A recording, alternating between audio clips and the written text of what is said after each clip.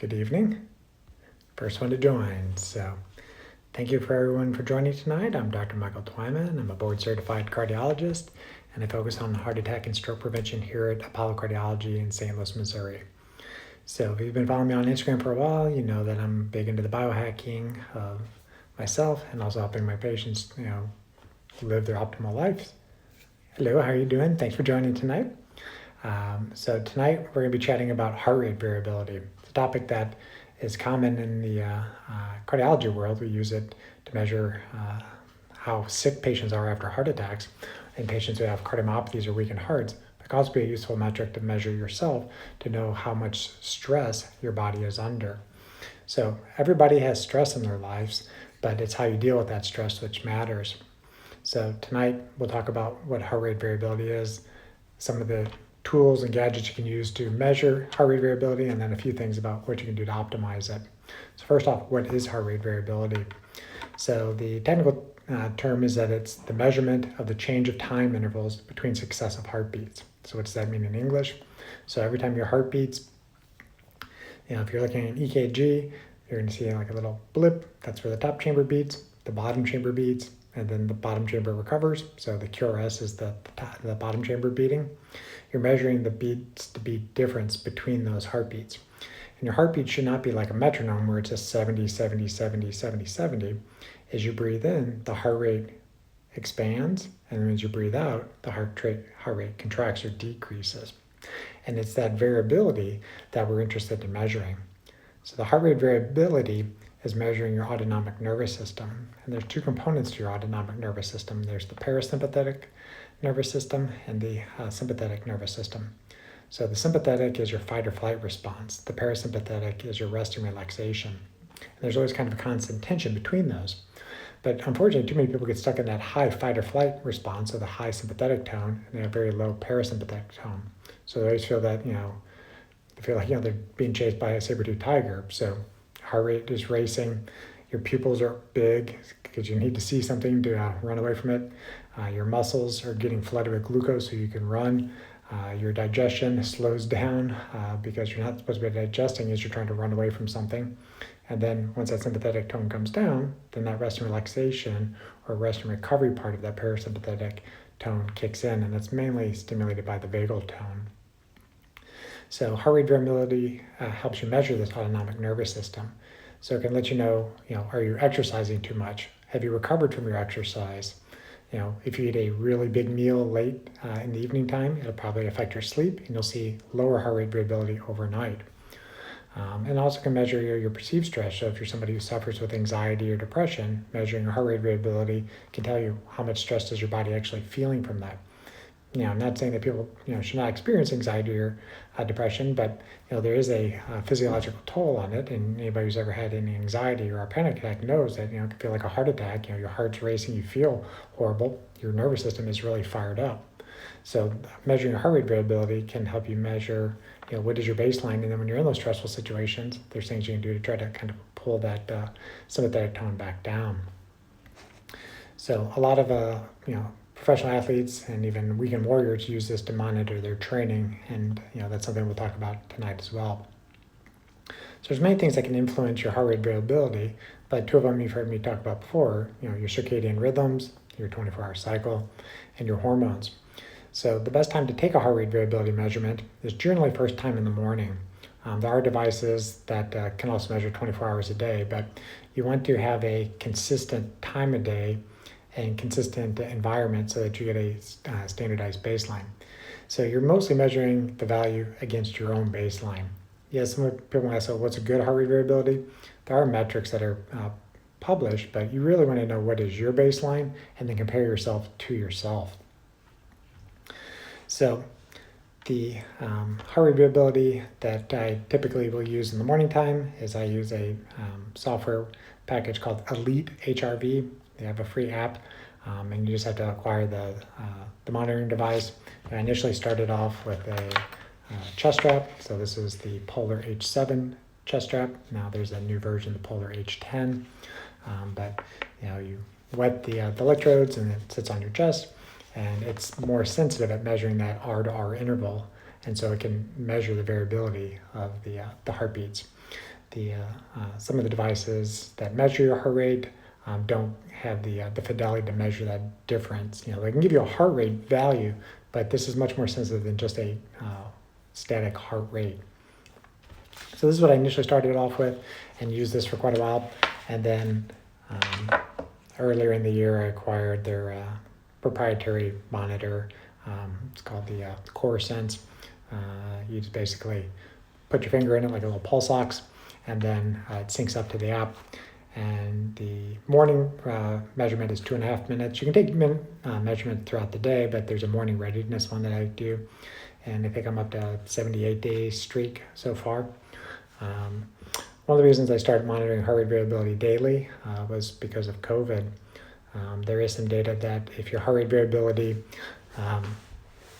is becoming off balance compared to your baseline, that can be an early warning sign that your immune system is ramping up to fight an infection. And so, you might see your heart rate variability get crushed 2 days before you actually start noticing symptoms of fevers or shortness of breath or coughing. So monitoring your heart rate variability gives you kind of that check engine light. So I've been monitoring for at least the past 3 months pretty consistently.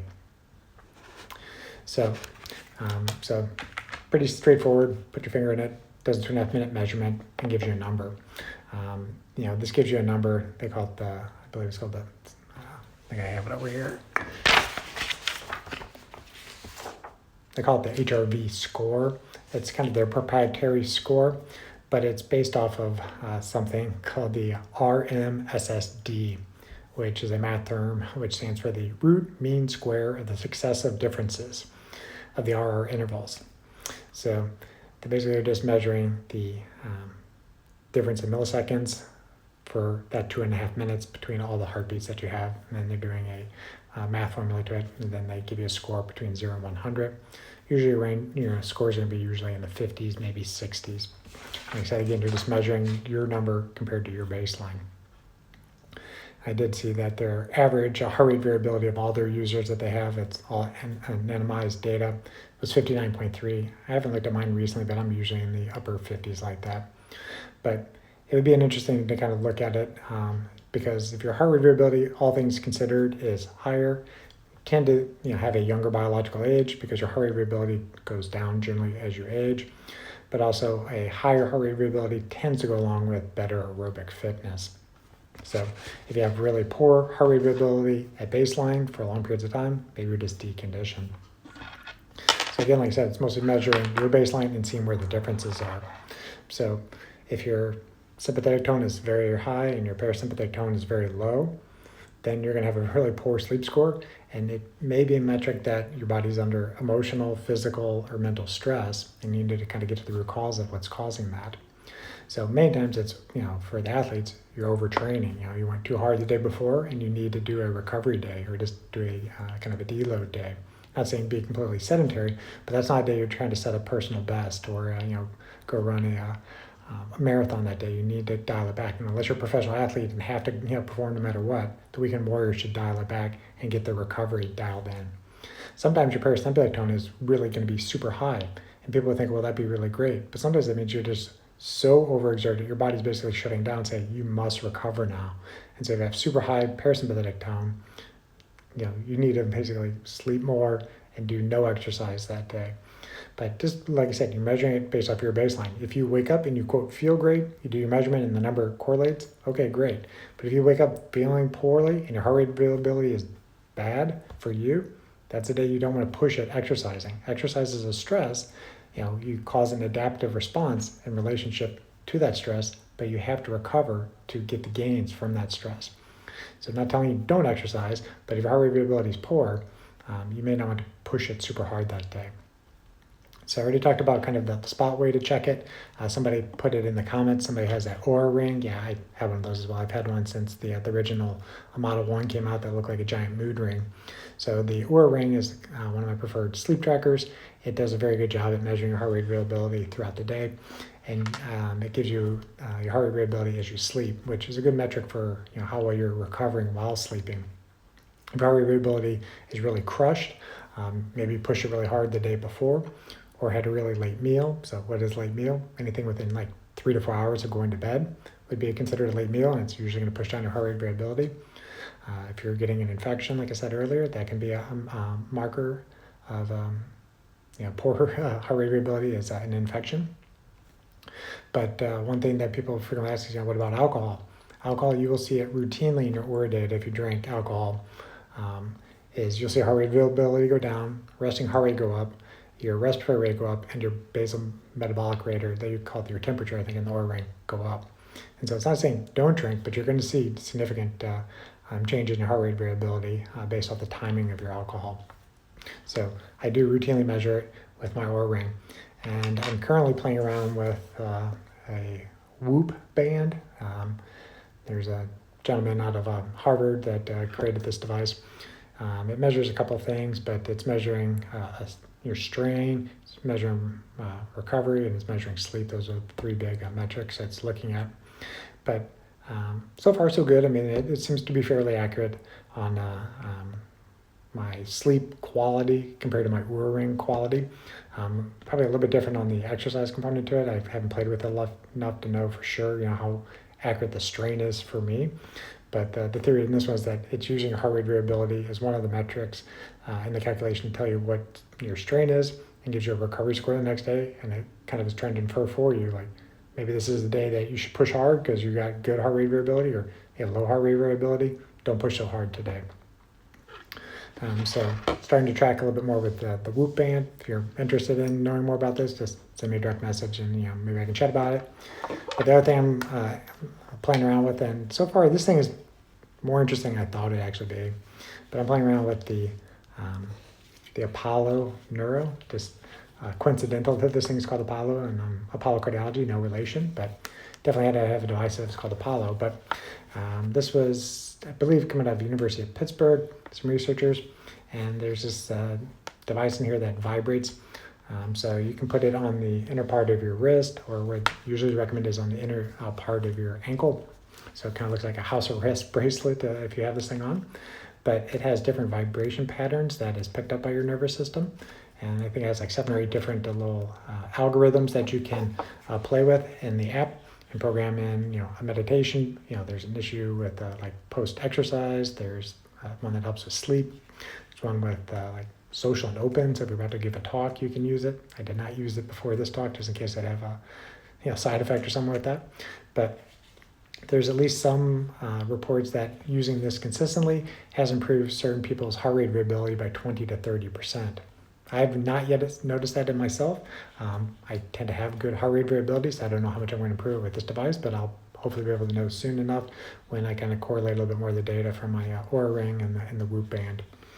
So those are the kind of the things I use to measure it. The other thing that somebody's asking, are there herbs or supplements you can take to improve heart rate variability? There possibly are some. I'm just not going to really go into those tonight because that's kind of more of a medical type of talk, and I'd have to know your context before I'd recommend anything like that. But things that can improve your heart rate variability, it's going to be sleep. So I've given multiple talks on sleep optimization. You can watch them on my Instagram TV channel if you want to know more. Meditation, deep breathing exercises. I think I've previously done a talk on it, or at least mentioned it in some of my previous Q&A sessions, but HeartMath is a heart rate variability training device. Clips to your ear. There's an app, and you do different breathing exercises with it, and it gives you different color coding. So if you're green, then you're more balanced with your sympathetic and parasympathetic tone. So I do like heart rate variability training with the HeartMath device because it gives you that instant kind of biofeedback. Meditation will work, but it's a little bit more subjective. You don't have a number that you can look at when you're meditating that, hey, did that actually improve my heart rate variability or not, as quickly as using something like HeartMath. So that's what I want to share with you guys tonight. I've been kind of having fun with some of the toys that I got before Christmas. I'm usually actually really bad for the holidays, because if I find a gadget that I want, I just end up getting it for myself. I don't want to wait. So I'm definitely hard to shop for if anybody has ever tried to shop for me. I'm more interested in experiences and health optimization things. So, but at this point, I will open up to any questions anybody has, and I have this open up on Zoom as well. So for those people, if they want to, they can put a message in the chat box, and then we can open it up to any questions if you want to ask. So all right, so somebody else has an inner balance for Bluetooth for heart rate variability. Awesome, yeah, that's excellent. That's my preferred device for helping people train their heart rate variability. Question is, white noise good for sleep? It can be.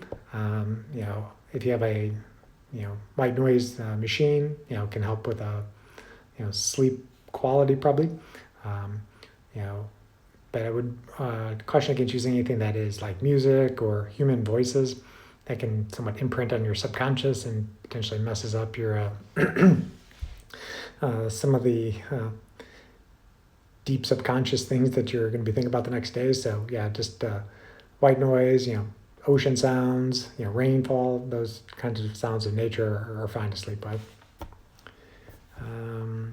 Question, does HeartMath measure heart rate variability? It does indirectly, but it gives you a different measurement than the Elite HRV and some of the other ones that are looking at that RDS, let me say it again, the RMSSD calculation. That is not shown up in the HeartMath as far as I'm aware. But the HeartMath will give you coherence. Coherence is mostly when your heart and brain are talking more efficiently. You actually have more nerves from your heart going to your brain than your brain does to your heart. And for the most part, the way to think about that, you've really balanced your sympathetic and parasympathetic tone when you're in high coherence. The name of the vibration device is the Pollo Neuro, Neuro. Question here, other than eating 2 to 3 hours before, what are recommendations for a good quality sleep? I'll give you the quick and dirty, but I've literally done probably about 3 hours of IG lives on sleep. So I'll kind of refer you there for a little bit more of the detailed science on it. But it first starts with your light environment. So if you're getting up before sunrise, you want to protect your eyes from artificial light because you want Mother Nature to set your circadian rhythms. You don't want artificial technology to do that. The light that comes off your screens basically is the same color as noon sunlight. So your body will make hormones inefficiently or off kilter if you're exposed to a bunch of bright light before sunrise. So protect your eyes if you're up before sunrise. Ideally, you see at least 20 minutes of natural sunlight on your eyes with no glasses or contacts between you and the sun. And then when you're indoors, block artificial light as much as possible with day glasses, and in the evening, typically an hour before bed or after sunset, switch to glasses that block all blue light and most of green light. And then, like you already mentioned there, stop eating 3 to 4 hours before bed because that's really the second big Zeitgeber or time giver, the main thing that sets your circadian rhythm. That is a good start, is control your light environment and control the timing that the nutrients come in. All right, I have a question over here. In addition to regular meditation, do I feel that taking your pulse daily helps control the rate through awareness and consciousness? Yes, I mean, it is good still to measure your resting heart rate. It is a rough estimate of your overall health. It's going to depend on what your kind of exercise conditioning is and your age, but a rough estimate, most people's heart rates are going to fall somewhere between 60 and 100, and typically the lower, the better conditioned you are. And there's things you can do, with deep breathing exercises, yoga, meditation, that you can potentially start having lower resting heart rates because you have higher vagal tone. Question here, would any heart condition such as mitral valve prolapse cause differences or a lower heart rate variability? That's really unknown. I mean, mitral valve prolapse is when the valve between the top chamber and the bottom chamber of the heart on the left side kind of pushes itself back up into the top chamber. Sometimes the chordae, which are kind of like little parachute cords, they're attached to the bottom chamber. When those get pulled, that can cause some early beats from the bottom chamber, and that can be kind of stress-inducing when people feel that. So potentially that would actually more likely cause some higher resting heart rates, which should potentially cause worsening heart rate variability, but I've not actually seen any data on that. But it is known that if you have a heart attack or you come into the hospital with heart failure, congestive heart failure, and they measure your heart rate variability and it's low, you tend to have worse outcomes, meaning you get readmitted again, you have another event, or you die sooner. So heart rate variability is a very sensitive metric for how well your body is doing at that time, how much stress is your body under that time. And another question. We have a sleep number bed, which measures resting heart rate variability, and breathing rate while sleeping. I have no reason to think that the data is horribly inaccurate. Do you have an opinion on using this type of equipment to measure these data, or would you still recommend another device? I don't have experience with the sleep number bed with this tracker. I will give my kind of side opinion is that ideally when you're sleeping and recovering, you want to be in a electric like Faraday cage, essentially, where you're not exposed to a lot of cell phone signals, Wi-Fi signals, power from the grid. So with my Oura Ring, I always put it in airplane mode. And the only reason I'm really continuously wearing it is I'm really mostly interested in that overnight heart rate variability metric.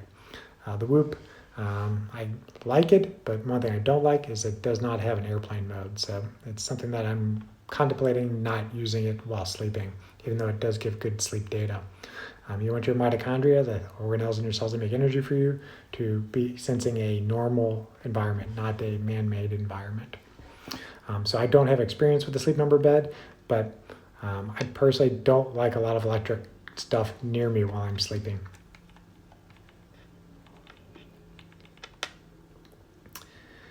The wristband that I'm currently wearing is the Woop Band, W-H-O-O-P, like Whoop, there it is.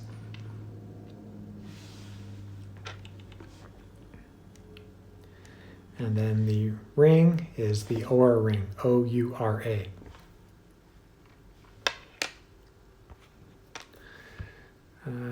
Question, can you train heart rate variability? Yes and no, it depends on what you mean by train. By exercising routinely, and particularly, doing either kind of endurance cardio or HIIT cardio, you can eventually get lower resting heart rates because your vagal tone tends to be higher with that type of exercise. You can also get it with resistance training. I'm still recommending resistance training, so don't worry. You definitely need resistance training to maintain your muscle mass.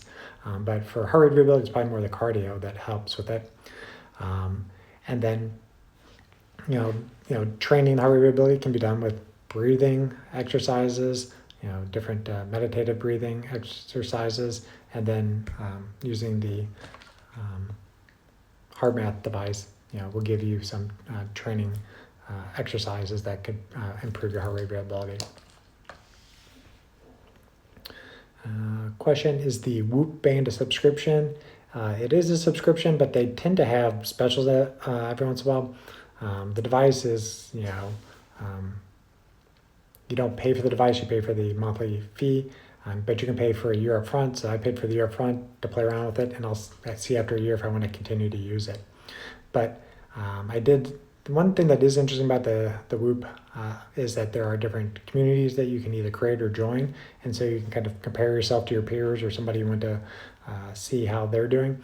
But I did create one called Apollo. I'm the only member, so I'm the 1 out of 1 out of it so far. But if anybody has a Woop Band and wants to join my Apollo one, I'll send you the group or whatever. Just send me a direct message, and I'll let you know how to join that. But probably in the future, I will have something where patients will see me in the office, and if they're interested in getting a Woop Band, I'll show them how to get it, and then I potentially can set up some kind of remote monitoring service where I can monitor your heart rate variability, your sleep scores, and then can give you some tips and tricks on how to optimize those things in between office visits. So still trying to figure that out because that is somewhat a practice of medicine. Right now I can't launch that worldwide. But if I see you in St. Louis as one of my patients and you're interested in that, just send me a message and we'll see if we can get some set up with that. Somebody asking, can anemia or low ferritin affect it? Yeah, for sure. Because if you're anemic and don't have enough hemoglobin to carry oxygen around the system, or you have low ferritin because you're iron deficient, you can have an effect with raising your heart rate because, if you can't get oxygen through normally, you pick up the heart rate to get them go faster. So that would affect your heart rate variability for sure. All right.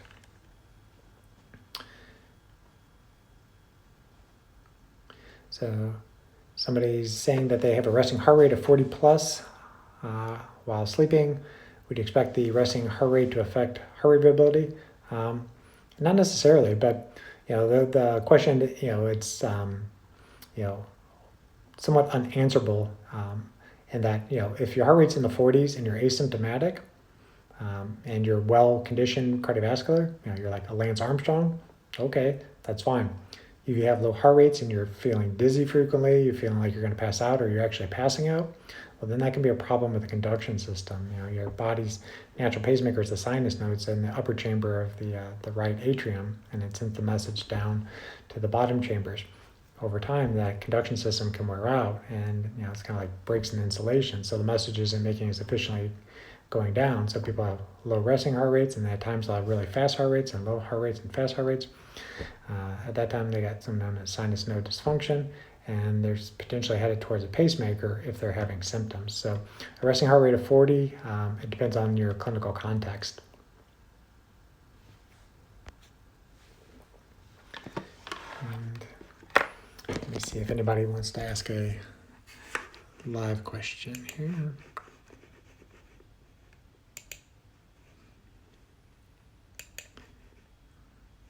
All right, so for those on the Zoom call, I did turn off the button that you can unmute yourself if you do want to ask a live question and don't want to type it into the chat.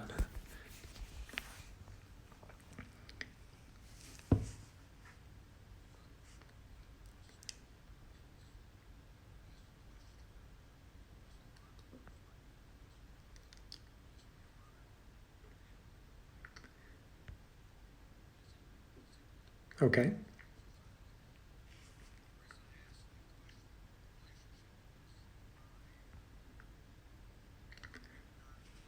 Oh, okay.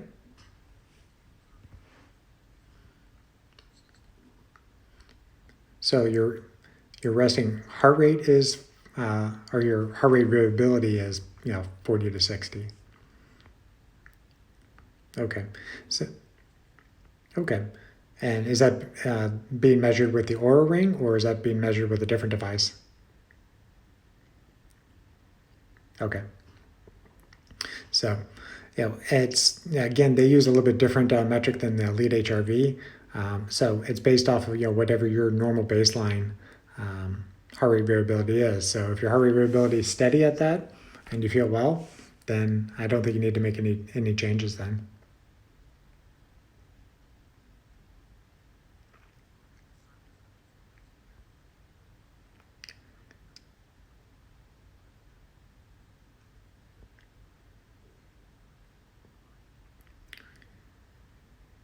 I mean, if somebody already has an Oura Ring, do they need a Whoop device as well to measure it? Not necessarily. I'm kind of crazy quantified person, and also kind of a biohacker. So I like to determine that the device will give me accurate data.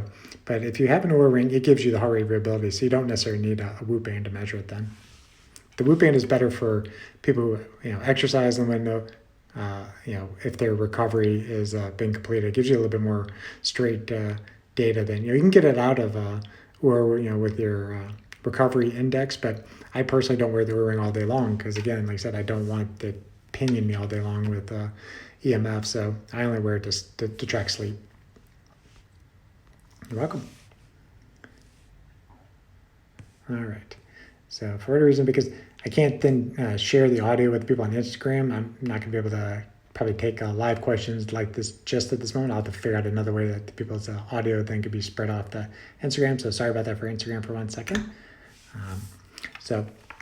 But if you have a question, still on the Zoom call, I'll still be available to answer any through the chat box for now. All right. So I think I caught up on all the questions here on Instagram. So I usually have these talks about 30 minutes long. If there's other questions, I'm happy to answer them. So for those that joined midway, thank you for still joining. This is being recorded as always. The finished copy will be sent up to my Instagram TV channel when we're done here. And then those watching in other platforms, I'll usually upload this to YouTube within 24 hours. So if you're interested in learning more about my practice of polycardiology, my website is drtwyman.com. I'm located in St. Louis, Missouri. I'm available for in-office visits as well as telemedicine consults. So, if you live out of the area and want a second opinion or educational consult, I can kind of put you on the right way for either a biohacking, health optimization topic, or you actually have a cardiovascular concern and want me to help you reduce your risk of heart attack and stroke, always happy to help with that. Next week, I'll be back Monday night, 6 o'clock Central Standard Time. Topic to be determined. Usually find something midweek that's interesting me, and I'll throw it out there on Instagram. Also probably throw out a poll soon to put it out to the audience. So if you guys have a topic that you want me to hit upon, just send me a message or vote in one of my polls sometime, and we'll hit on that topic. So appreciate you guys joining tonight. Thank you very much. As always, I appreciate it, and have a happy new year, and I'll see you guys next week. Take care.